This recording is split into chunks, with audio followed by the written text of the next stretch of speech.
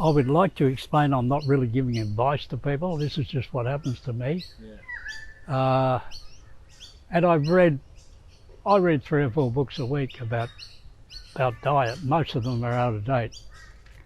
But the most information, up-to-date information you'll get is obviously online. And there are doctors out there who think like I do, medical practitioners, who believe almost exactly what I believe, but they make it into a business with courses on how to explain it to their patients.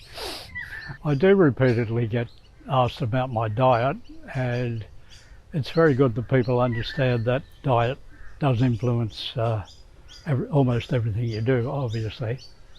And I will talk a little bit about what I personally eat. The things I personally do not eat, I avoid like the plague, or any kind of grains, because I found that they do make arthritis worse in my case. Seed oils, definitely, the type of oils that are in every kind of restaurant food now. And they say sugar, but I'd more likely say it's very highly refined carbohydrate, which is sugar, white table sugar. I don't take that at all.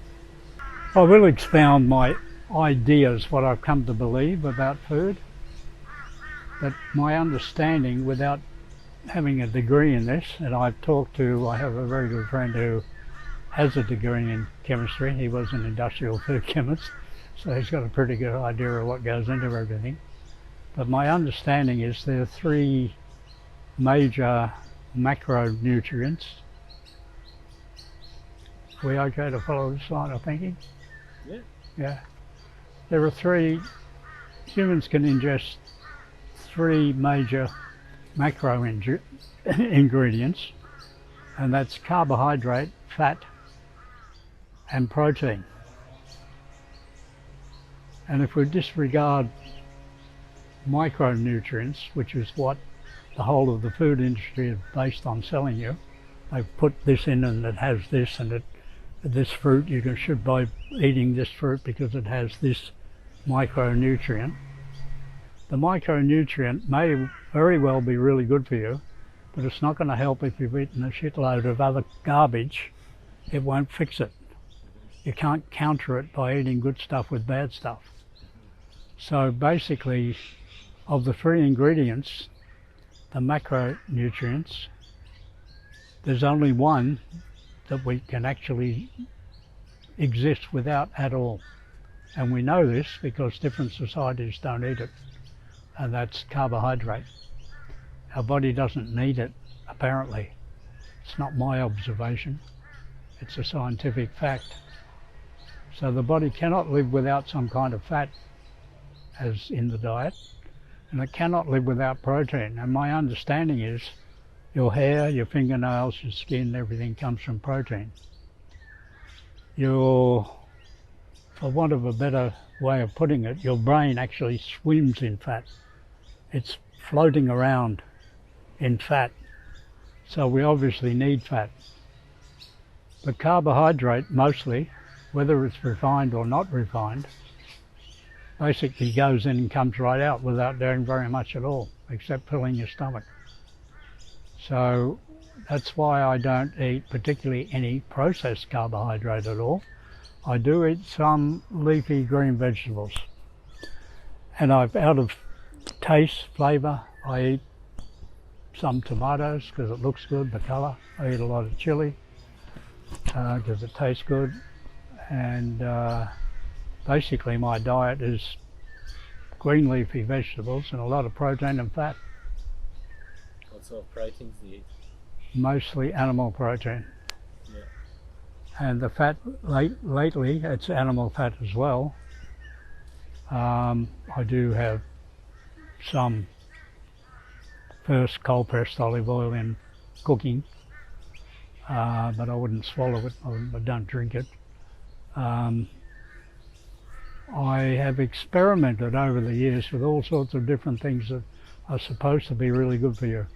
like avocados are supposed to be perfect food for vegans because it supposedly has protein and fat and not much else.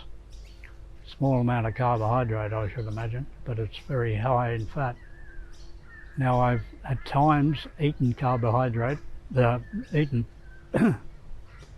times I've eaten avocados as a meal, and the result for me is I almost immediately put on 1 kilo in weight.